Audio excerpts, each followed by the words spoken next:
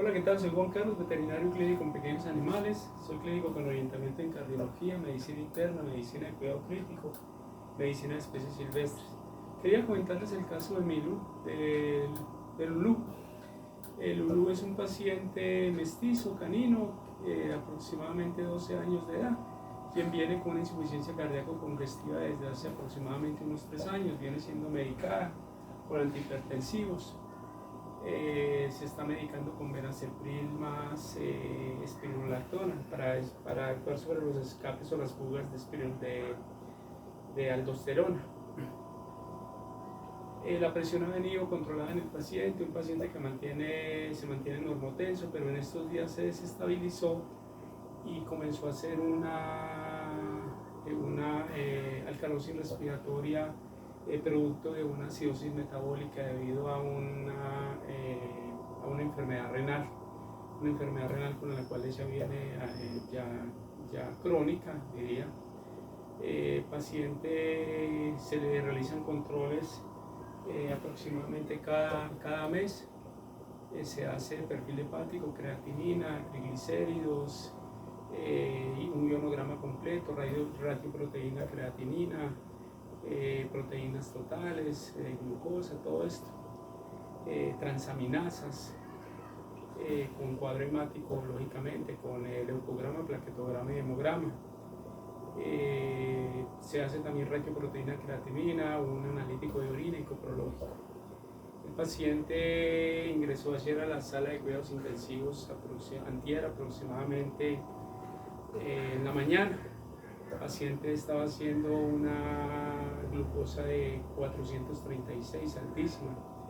El paciente de unos 10 kilos se medicó con 2,5 a 3 unidades internacionales de insulina, perotramina o isofana. Ayer ya hizo 336, hoy hizo 224 o 274. El paciente pues de alguna manera se le indicó al dueño cómo le daba la alimentación, porque le estaba dando un alimento a las 12 del día aproximadamente y a las 7 de la noche. Entonces pues se le indicó que era un paciente que estaba haciendo un fenómeno de aurora tipo 2-3 de la mañana por una caída de la glucosa en la noche, por lo que solamente estaba comiendo 2 comidas al día, o sea, entre una comida y la otra había entre 12 y 7 de la noche, 7 horas, y estaba 17 horas en ayuno prácticamente. Entonces pues se le recomendó que se diera concentrado medicado, un concentrado metabólico, 8 de la mañana, 12 del día, 4 de la tarde, 8 de la noche, y antes de acostarse una tienta de algo. La diabetes es una enfermedad tremenda que causa muchos estragos, entre ellos problemas inclusive neurológicos, pero la diabetes bien manejada y dando una tienta al paciente en la noche, lo podemos manejar. Sabemos que un paciente diabético, si le damos comida mal, si no le damos comida mal, es una enfermedad realmente complicada. Yo le tengo otro nombre que no lo voy a decir pues acá en el canal Sala de Emergencias, pero siempre al paciente hay que darle en la noche algo, porque la insulina de la noche, sobre todo pacientes que están medicados con insulina cada 12 horas, la insulina de la noche nos va a trabajar solamente para la comida. La insulina de la mañana trabaja para desayuno, almuerzo y algo que uno le dé una tienda en la tarde. La de la noche nos trabaja solamente para la comida, y entonces luego comienza a atrapar la glucosa de donde, pues la busca donde la encuentre, la busca en el músculo donde la encuentre, y entonces el paciente hace un fenómeno de aurora.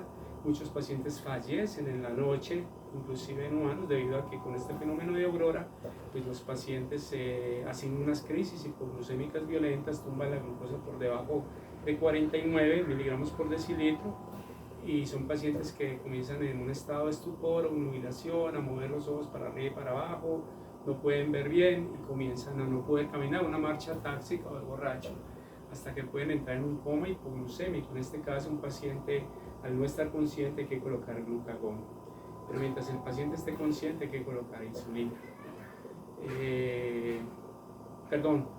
Hay que, por la crisis hipoglucémica, no se puede colocar insulina en este paciente, y lo que hay que hacer es colocar destroza.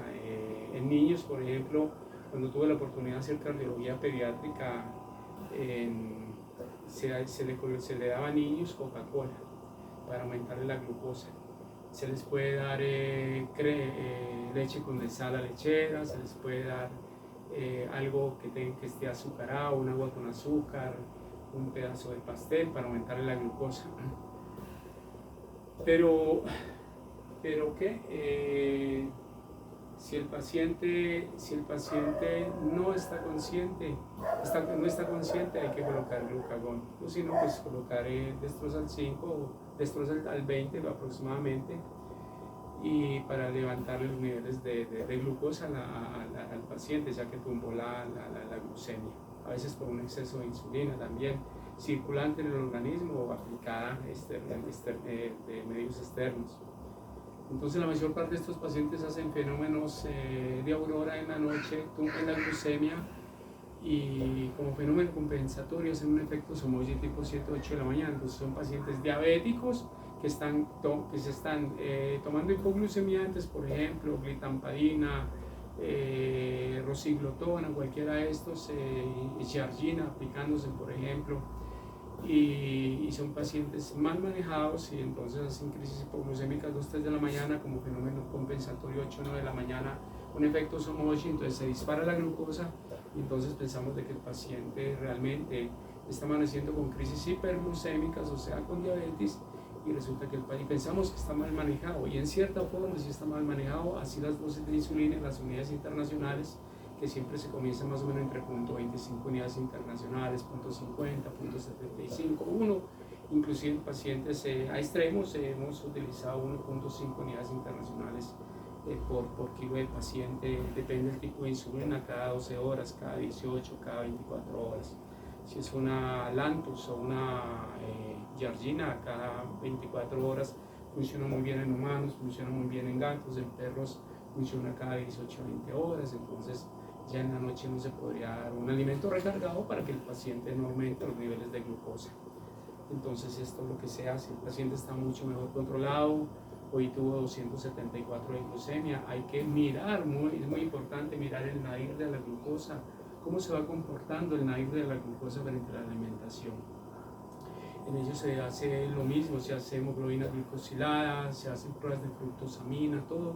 ¿Para qué? Para evitar que nos pase la glucosa por encima de 300 y nos haga un daño a nivel no solamente renal. Cuando pasa por encima de 180 ya está comenzando a afectar el riñón, haciendo enfermedad renal, y cuando pasa de 300 ya está comenzando a acumular fructosamina, y la fructosamina nos llega a la proteína del cristalino, la desnaturaliza y el paciente puede quedar ciego.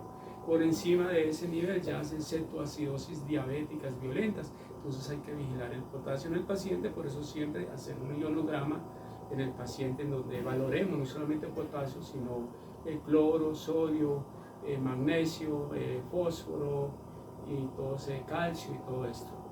Siempre además de esto, con el bicarbonato, mirar cómo está el nivel en GA en el paciente, mirar qué tipo de acidosis metabólica está presentando este paciente, o si es por una hipercloremia, por ejemplo, por un exceso a veces de líquidos o un exceso de otros microelementos, de otros iones.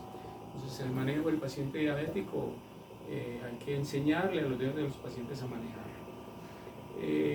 Lulú, además de esto, está haciendo una neumonía, llegó pirética al consultorio, llegó haciendo una respiración de Kussmaul y estaba haciendo un choque mixto. ¿Por qué? Porque estaba haciendo una obstrucción de vías respiratorias, un choque de tipo obstructivo, y estaba haciendo a la vez un choque de tipo séptico e inflamatorio. La presión arterial disparada, una presión arterial al comienzo, la diferencia entre la presión sistólica y la diastólica, una amplitud violenta, haciendo un shock vasodilatado, y ya en este momento más un shock de tipo obstructivo. Estaba con soplo tubar, estaba con trismo respiratorio, estaba con ese resoplido en las mejillas, una respiración de Kussmaul, no vino con una Cheyne-Stokes, sino un Kussmaul, una respiración muy dificultosa ya para entrar a un estado de hipocapnia o apnea. A veces había inclusive taquipnea con taquicardia, o sea, un paciente muy complicado. Lo logramos estabilizar, estaba desaturado, estaba saturando por debajo de 80. La verdad que no seguí tomando la saturación porque necesitábamos colocar oxígeno, entonces suspendí la medida del saturador de la saturación de oxígeno, la SpO2, y comenzamos con oxígeno.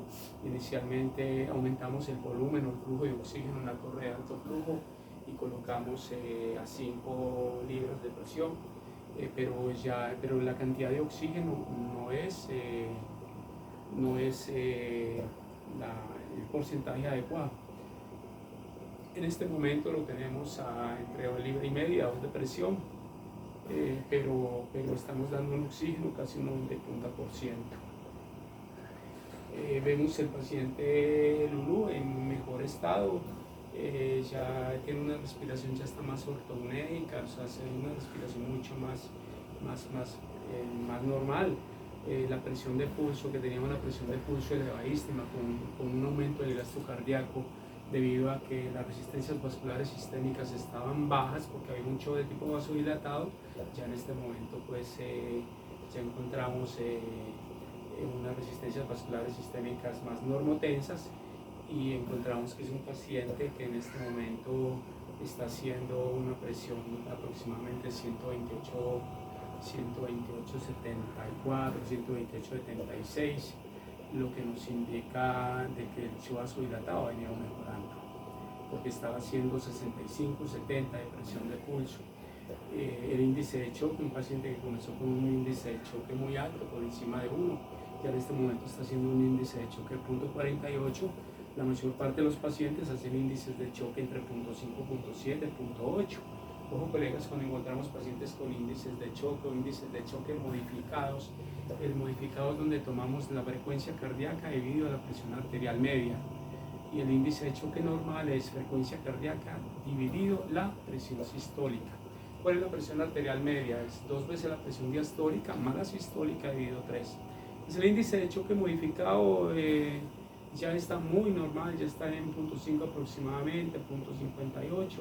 Estaba haciendo un índice de choque bastante alto, por encima de 1. Pacientes con hemorragias, con hechos oligoémicos, oligoúricos o hipovolémicos, hay que tener mucho cuidado, sobre todo en embarazadas que están haciendo hemorragias.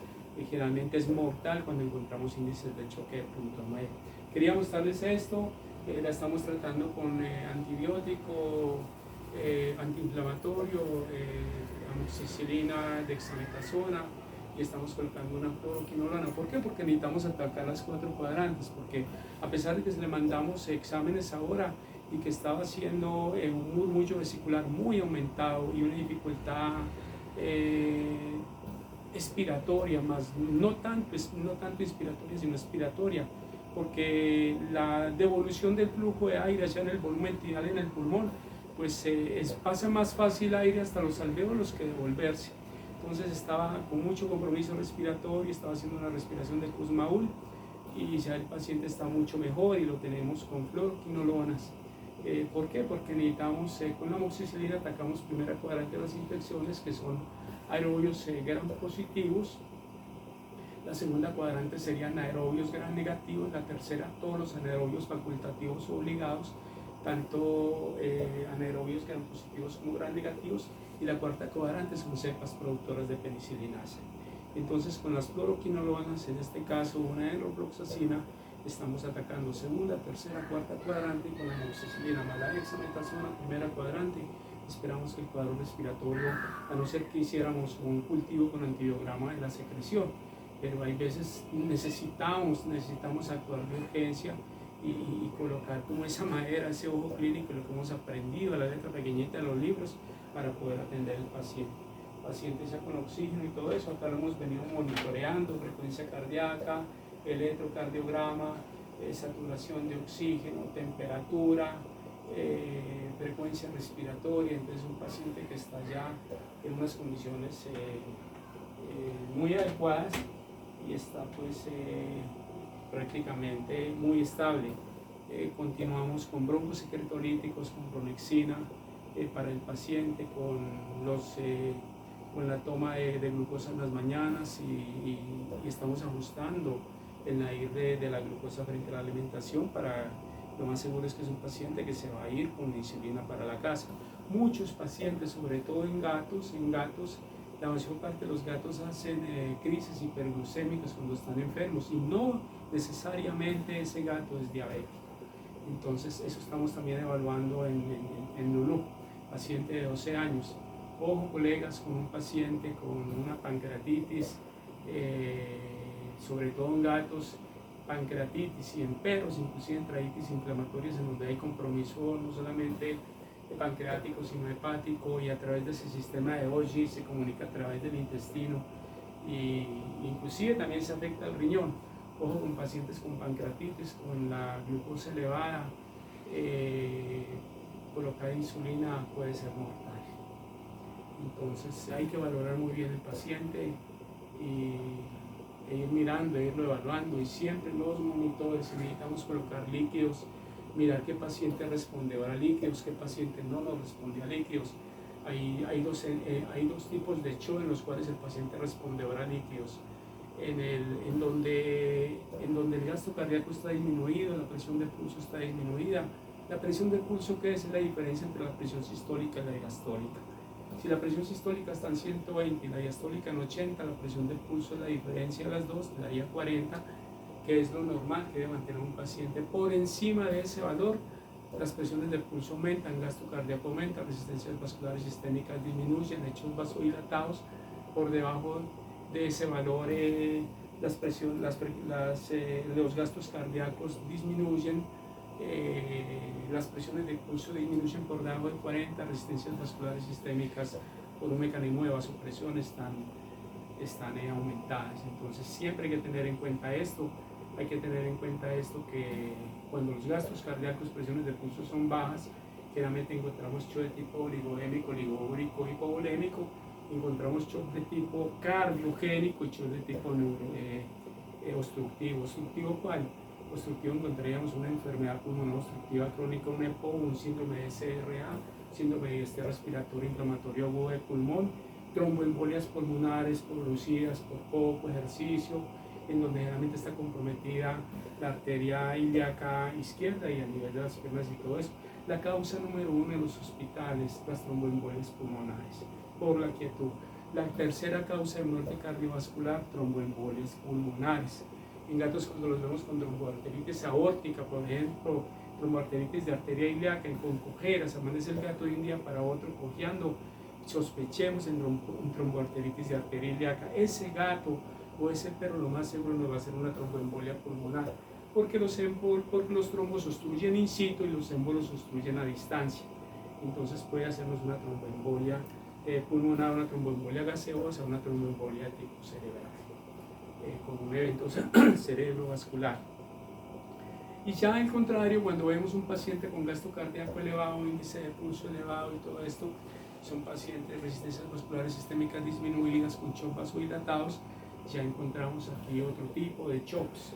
Antes de continuar en el shock cardiogénico, encontramos por ejemplo una tamponada cardíaca, ¿sí? Y mucho tipo de shock, ¿sí? Un paciente con una tromboembolia pulmonar nos afecta el corazón, porque el corazón no trabaja bien y tiene que aumentar el gasto cardíaco. Entonces nos afecta pues todo esto.